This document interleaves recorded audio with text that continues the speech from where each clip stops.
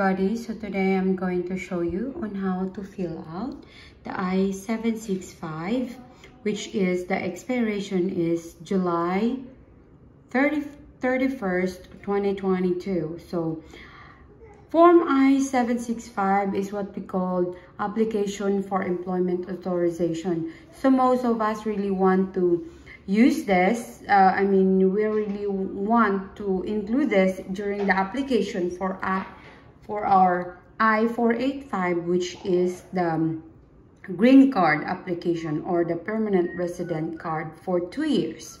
Okay, so now let's start in here and let's see what we can do in here. Okay, at the top it stated for USCIS use only. So we have to find this place here, which it is stated start here.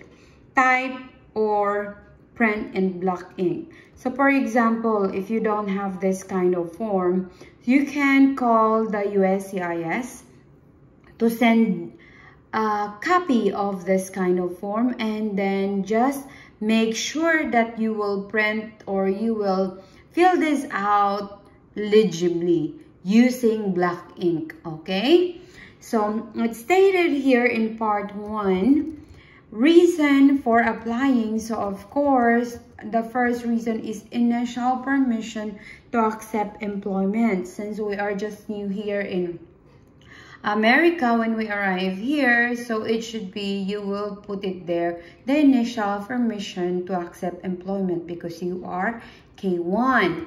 And then at the bottom it stated part 2, information about you, the beneficiary or the K1 visa holder. So this is one thing that I have to tell you, that you should use your married name. Okay, since I'm sure you applied this before 90 days that you are here in America, so you have to use your married name. Okay, for example, the family name is Rogers when she or he arrived here. For example, that's me. For example, Rogers, the family name of my husband, and my name is Anna, and the middle name is Panganiban. Okay, so here in the right corner, as you can see in the right corner, other names used.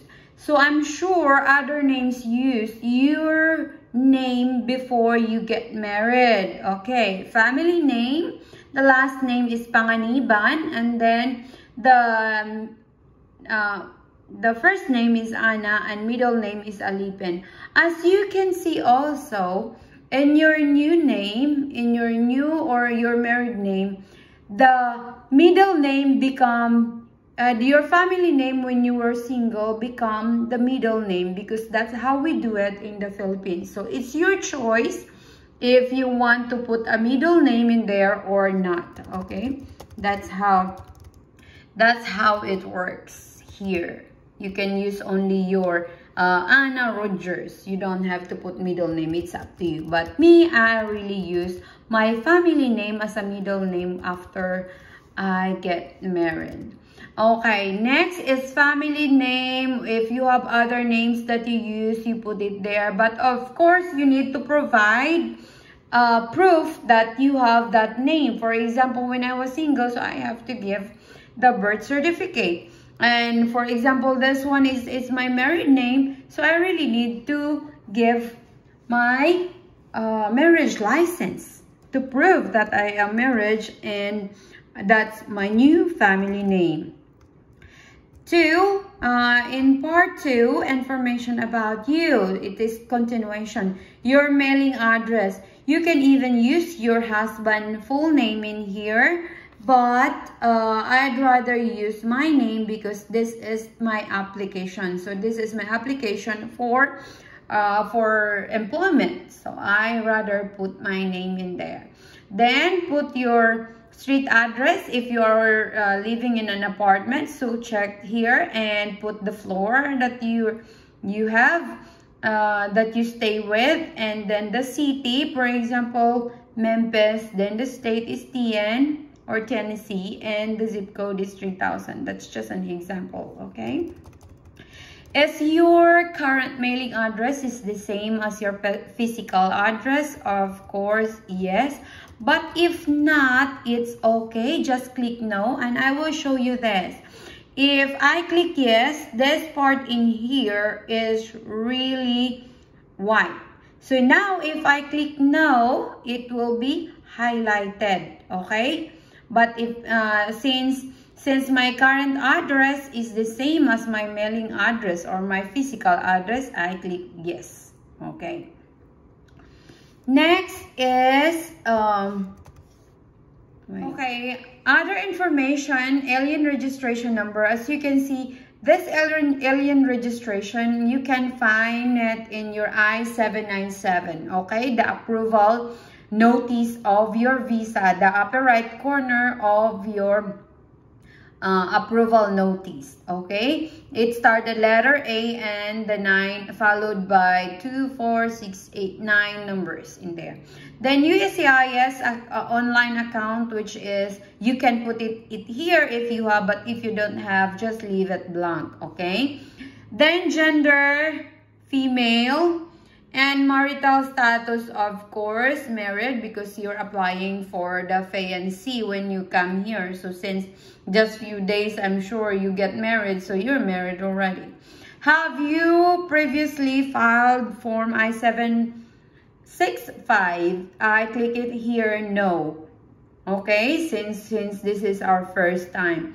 But me, if I apply again for this I-765, I should put it there yes, because I have applied already for the I-765. Okay, has the Social Security Administration, SSA, ever officially issued a Social Security card to you? I click it here no, because you know what? As soon as we arrive here, me and my husband get married the following day right away. And then after 3 days, we went to the Social Security because my husband wanted to put all his assets and everything, everything that he needed, that I am his wife, everything, the process, including the bank, all of that. We should, it should be, or we needed to add my Social Security. So right away, we went to the Social Security office.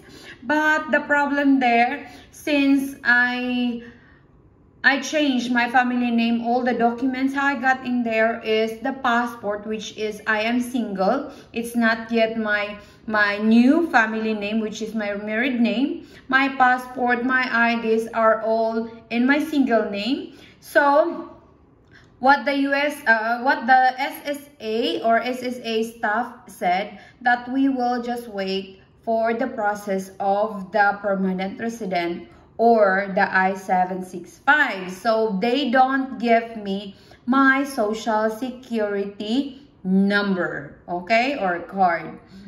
Now, if maybe it's just here in our place or in Mississippi State that they don't give the Social Security right away, but maybe in other state they will give, because I have seen one video that they give her the Social Security. So I don't know, maybe just in our place that they don't give Social Security, because my Social Security arrived after my filing of this I-765. That's the time I received my Social Security number from the Homeland Security or Department of Homeland Security. It's really stated at the top. Then if you have your Social Security number, just put it here, okay? Then here in this side, I have also an information that I have to tell you also, this part 2 and page 2. You need to put something at the back. So I will just share it to you on how you need to do it. Okay. Do you want the SSA to issue you a Social Security card? So if you answer yes, you must also answer yes the item 15. So for example, since I want the social security will give me my social security card, so I click yes, and of course I have to click yes at number 15 question. Father's name. For example, my father family name is Panganiban. Then his name is Holyu. Then mother's name, not the mother's family name that you have or from your father. It should be the birth name. So my mother family name is Kizon and her name is Jana. Okay. Then your country of citizenship or nationality. Of course, you will put it there, Philippines. So it stated list all countries where you are currently citizen or national. If you need extra space to complete this item, use the space provided. So this is what happened. When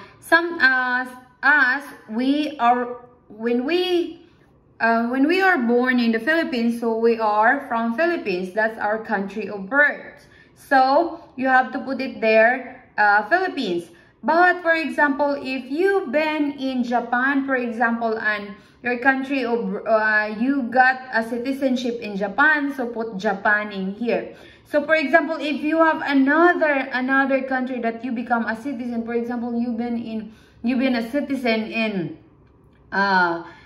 Australia, so put also Australia, but you don't have space here, so you have to put it there. This is part 2. This is part 2. Yes, you can see part 2, and it's in page 2, and you can see it at the back, and it's question number 18. It's stated 18.A. So you can see it's stated here 18.A. Oh my gosh, this is really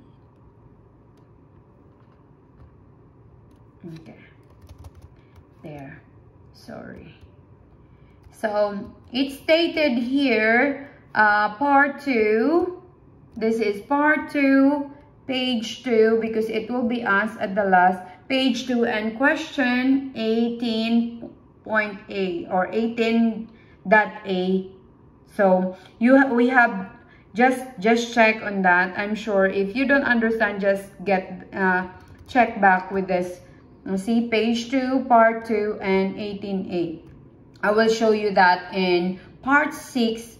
In part 6, so it really stated if you have more place there that you put as your country of citizenship, check the part 6, which is in the page 7. Okay, so part 2, continuation, place of birth. So of course you have to put the city that you were born, and the state or the province, which is Cebu. Then country of birth, Philippines. Then the year you were born, and then here date of birth. Next is information about your last arrival in United States. So this is one thing also I'm going to advise to you. If you're going to fill out this form, you have to hold your I-94 arrival departure record number or your paper when you arrive. So I know all of you did not receive any of this when we arrive at our port of entry, but you can pull up with this in the site of the DHS, which is I have a sample video on how you can see your I-94 history arrival departure. Okay, you can see that this number here, you can see it there in your I-94. Then passport number must be recently issued passport, which is the one that you use when you come here in the US. Then travel document number. So your travel document number or your travel document, you use the passport. So just put your passport number there and your passport number here. In travel document, it's the same thing. You just put it that way. Then country that is issued passport. So it's Philippines. If you are from Japan, from China, put it there, China, okay, or Japan. Expiration date of your passport, you can see this in the page. It was in the like a third page of your passport, okay, next to the biographic picture of your passport. Then expiration date of the passport, you can see that. Date of the last arrival into the US. So put also, you can even see that date of your last arrival in the US in your I-94. Okay.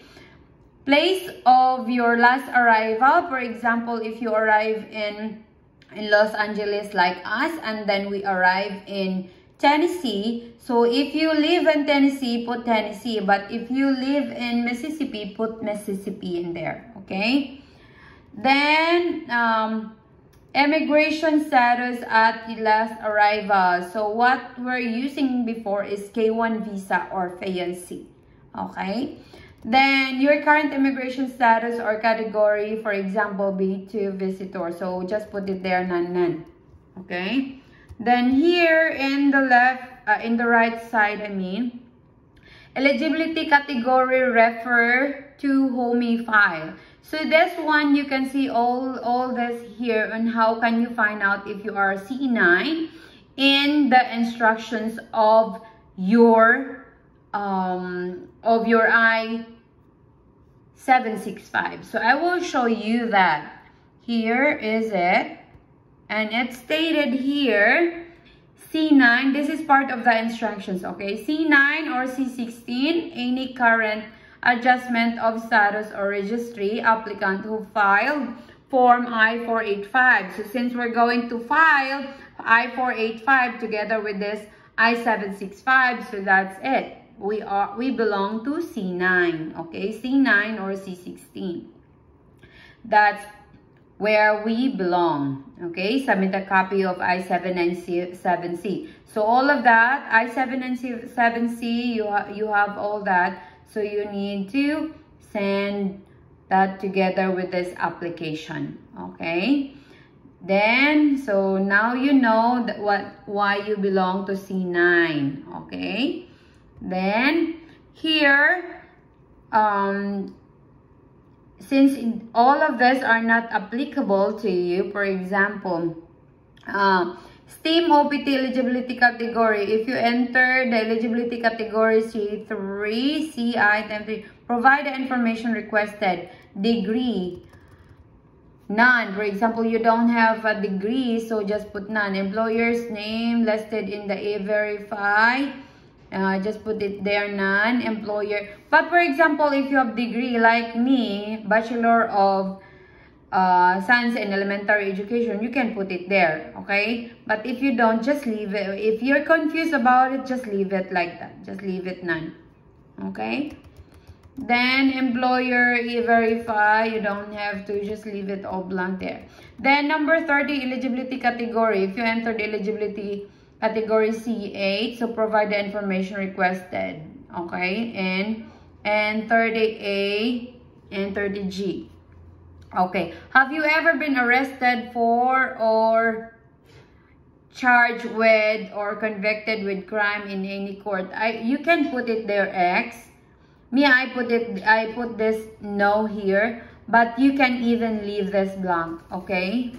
Okay, because it's stated here, if you enter the eligibility category in C8, number 27, like that, it's stated here, wait. Let's say the 27, C8. So it's stated C8, you have to, so we have to, you should not put any marks in that part, okay? Because we put C9 instead of C8, okay? Just leave it blank. So all of that, if not applicable to you, so just leave it blank. Okay, now we are in page 4, part 2, information about you. This is a continuation. If you answered yes, so you have to fill out all this here. But if you don't, so just leave it blank. Then here it's blank also. And then let's go to the right side.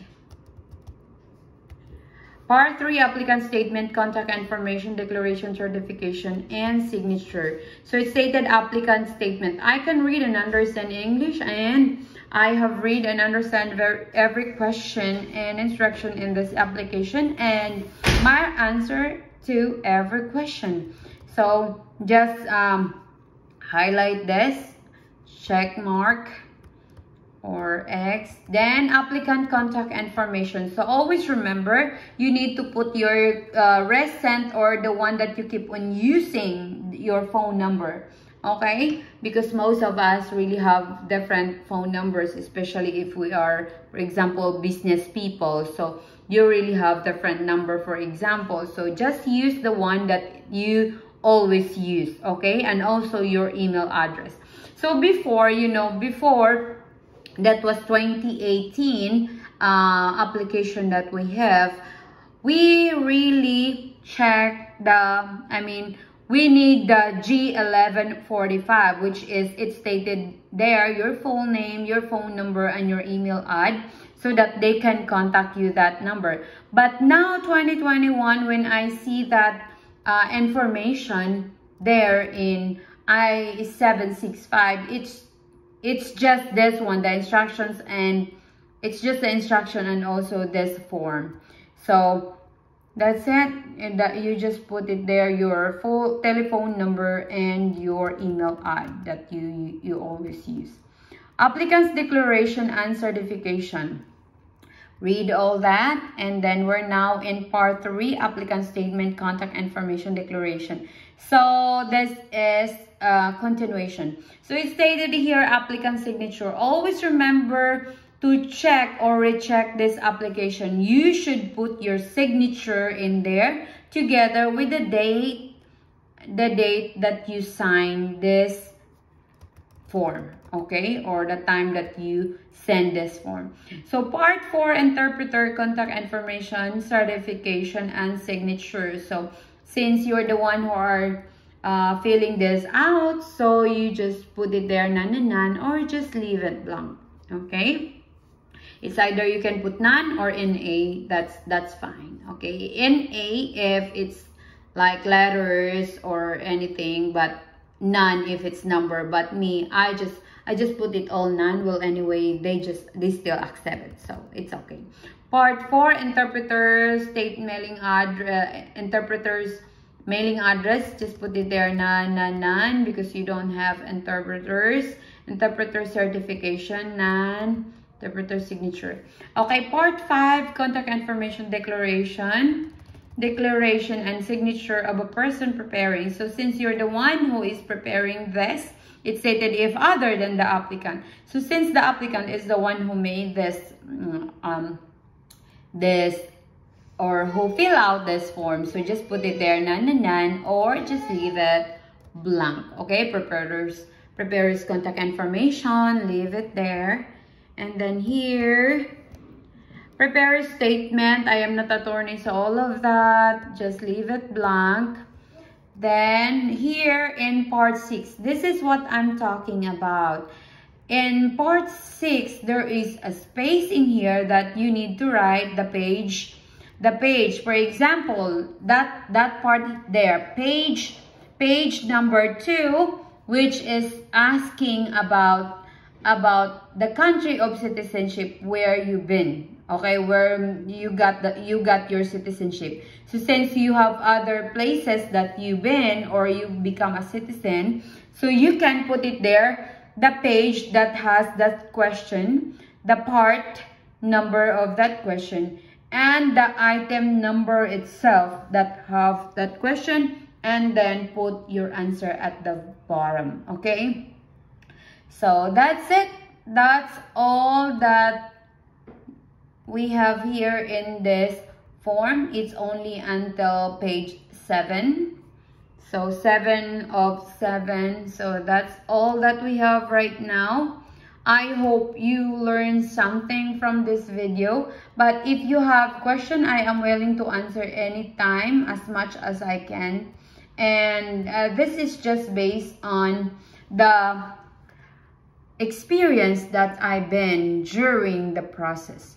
So This is for K1 application for I-765. I'm sorry. So that's all. Just check it again and again so that you will know where you feel like you're right or wrong. Okay, it's there.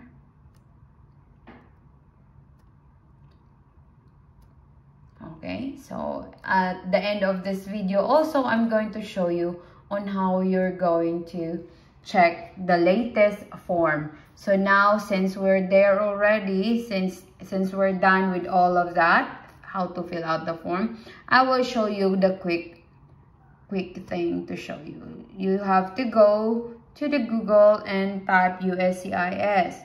As you can see here, USCIS, make sure you're in the USCIS site. Then USCIS home. You need to click that USCIS home. And then click the forms. Then click all forms. And you can see all the forms here. And you have to scroll down. There is one thing. You have to find your I-765 in here. See, I-765 application for employment authorization. And what's good news right now is you can file it online. Okay, certain aliens who are in the United States, I'm just laughing because they call us aliens. You know, aliens in the movie is different. May file Form I-765 application for employment authorization to request employment authorization and employment authorization document, or AED. So you can file it online. You can click it here and type your email address and your password, then sign in. Okay, if you want like that. But since we want to send it together with our I-485, so let's see if I-485 right now is also an online. If it's online, so that's great.